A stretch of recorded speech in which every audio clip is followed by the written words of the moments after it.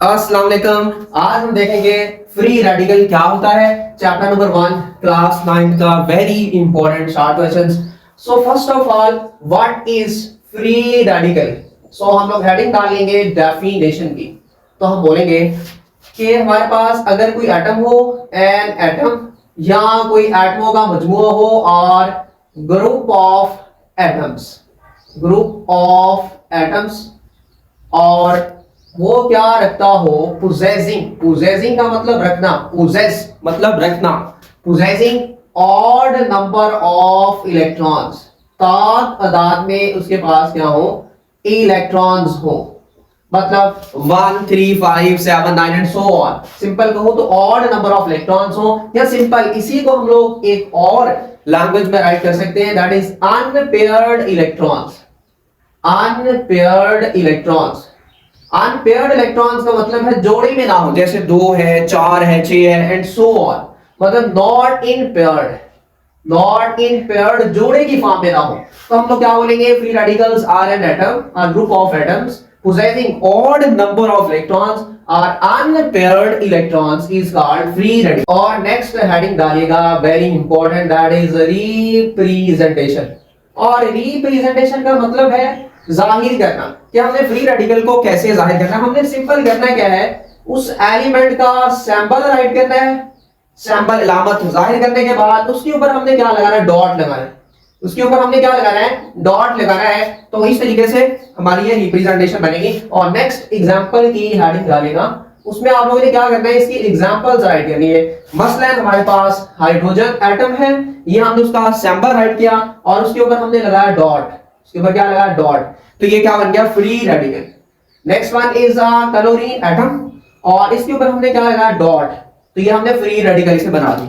Next one is a methyl, ये कौन सा ग्रुप है, मीथाइल ग्रुप, और इसके ऊपर हमने क्या लगाया, डॉट लगाया। तो ये भी हमारा क्या बन गया, फ्री रेडिकल बन गया। देखिए पहले हमने क्या लिखा, सैंपल लिखा और उसके ऊपर फिर हमने क्या लगाया, डॉट लगाया। तो ये इसके क्या बन गई, वेरी इंपॉर्टेंट एग्जांपल। इसके अलावा और भी आप लोग काफी सारे फ्री रेडिकल जो है वो बना सकते हैं। अब हम बात करते हैं फ्री रेडिकल हमारा कैसा बनेगा।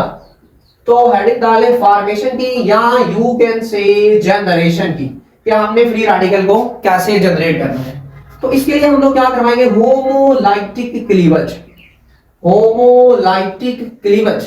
अब अच्छे से ये टर्म सीख ले। Homo mean same, homo mean क्या होता है, सेम होता है, और लाइटिक मीन ब्रेक डाउन, और क्लीवेज मीन भी क्या होता है, तोड़ना। तो एक जैसी क्या होगी, क्लीवेज होगी, ब्रेक डाउन होगी, किसके दरमियान, between the bonded atoms, atoms, जो एटम्स आपस में जुड़े हुए होंगे उनके दरमियान जो इलेक्ट्रॉन्स होंगे उनके दरमियान क्या होगी, इक्वल इलेक्ट्रॉन की तकसीम होगी, मसलन अब हम बात करते हैं इस होमोलाइटिक क्लीवेज की। मसलन हमारे पास H2 है, अगर हम इसे राइट करें, ऐसे राइट करेंगे, H इलेक्ट्रॉन और फिर इलेक्ट्रॉन और फिर H। अब देखें ये हमारे पास क्या है, 2 बॉन्डेड एटम्स हैं और इनके दरमियान कितने इलेक्ट्रॉन हैं, 2 इलेक्ट्रॉन। तो यहां से क्या होगी, बॉन्ड की क्लीवेज। अब आप देखिए 2 इलेक्ट्रॉन, एक उसके पास जाएगा, एक उसके पास जाएगा। सिंपल कहें तो एक तेरा और एक मेरा। अब आप देखिए यहां इक्वल तकसीम हुई इलेक्ट्रॉन की, इसलिए हमारे पास 2 फ्री रेडिकल बन जाएंगे, H free radical, hydrogen free radical, फिर हाइड्रोजन फ्री रेडिकल। या आप लोग इसे राइट कर लें कैसे, 2H फ्री रेडिकल के तौर पर भी आप लोग राइट कर सकते हैं, वेरी इंपॉर्टेंट। अब इसी तरीके से हमने एक और एग्जांपल ली थी, Cl2। तो अब आप देखें इसमें कितने एटम है, 2 एटम है, Cl और फिर आपके पास क्या, Cl। तो बीच में क्या होगा, bond, Cl single bond Cl। तो अब आप इसके इलेक्ट्रॉन मेंशन करें। तो जरा देखें Cl बीच में कितने इलेक्ट्रॉन होंगे, 1 इलेक्ट्रॉन इसका और 1 इलेक्ट्रॉन ही इसका। तो अब क्या होगी, होमोलाइटिक क्लीवेज, इक्वल तकसीम होगी इलेक्ट्रॉन की। तो जरा देखिए एक इलेक्ट्रॉन उसका पास चला जाएगा, उसके पास, एक तेरा एक मेरा। तो एक फ्री रेडिकल हमारा ये बना, दूसरा फ्री रेडिकल हमारा ये बना। या आप लोग सिंपल कैसे राइट कर सकते हैं, 2 क्लोरीन के फ्री रेडिकल्स। अब थर्ड वन इज CH4, ये हमारे पास CH4 मीथेन होती है। अब एक्चुअली इसका स्ट्रक्चर यूं होता है, बीच में हमारा कार्बन, इधर हाइड्रोजन, इधर भी हाइड्रोजन और इधर भी हाइड्रोजन और इधर भी हाइड्रोजन। और एक बॉन्ड में कितने इलेक्ट्रॉन्स होते हैं, 2 इलेक्ट्रॉन्स होते हैं। आपने अच्छे से बात याद रखनी है। सो 2 इलेक्ट्रॉन यहां हमारे होंगे, दो इलेक्ट्रॉन हमारे यहाँ होंगे, दो इलेक्ट्रॉन हमारे यहाँ होंगे, दो ही इलेक्ट्रॉन हमारे यहाँ होंगे। फिर यहाँ क्या होगी, होमोलाइटिक क्लीवेज, दो बॉन्डेड एटम, इक्वल इलेक्ट्रॉन की तकसीम, एक तेरा एक मेरा। और देखिए जरा पीछे क्या बचा, CH3, इसको थोड़ी देर के लिए भूल जाएं। देखें कार्बन, 3 हाइड्रोजन, CH3 और उसके ऊपर क्या है, इलेक्ट्रॉन। तो ये हमारा क्या बन गया, मेथाइल फ्री रेडिकल, जिसकी हमने अभी बात की थी, प्लस पीछे क्या बचा, हाइड्रोजन, और उसके ऊपर भी क्या है, ऑड नंबर ऑफ इलेक्ट्रॉन्स, एक इलेक्ट्रॉन है। तो आप देखिए एक मिथाइल फ्री रेडिकल बन गया, दूसरा हाइड्रोजन का फ्री रेडिकल बन गया। बट ये हाइड्रोजन हमारा फ्री रेडिकल में, क्लोरीन हमारा फ्री रेडिकल में और मीथेन मॉलिक्यूल हमारा फ्री रेडिकल में कैसे कन्वर्ट होगा, जब ये एब्जॉर्ब करेंगे हीट को, किसको एब्जॉर्ब करेंगे, हीट को, या किसको, सनलाइट को, हीट को, या दूसरे नंबर पर किसको, सनलाइट को। हीट और सनलाइट को ये एब्जॉर्ब करेंगे, जैसे ही एब्जॉर्ब करेंगे, जज्ब करेंगे, तो ये किसमें कन्वर्ट हो जाएंगे, फ्री रेडिकल्स में ही कन्वर्ट हो जाएंगे। हीट और सनलाइट, थोड़ी सी हीट और सनलाइट, यहाँ हीट हो या सनलाइट हो, इसको जज्ब करेंगे और ये ऑटोमेटिकली किस में कन्वर्ट हो जाएंगे, फ्री रेडिकल्स में कन्वर्ट हो जाएंगे।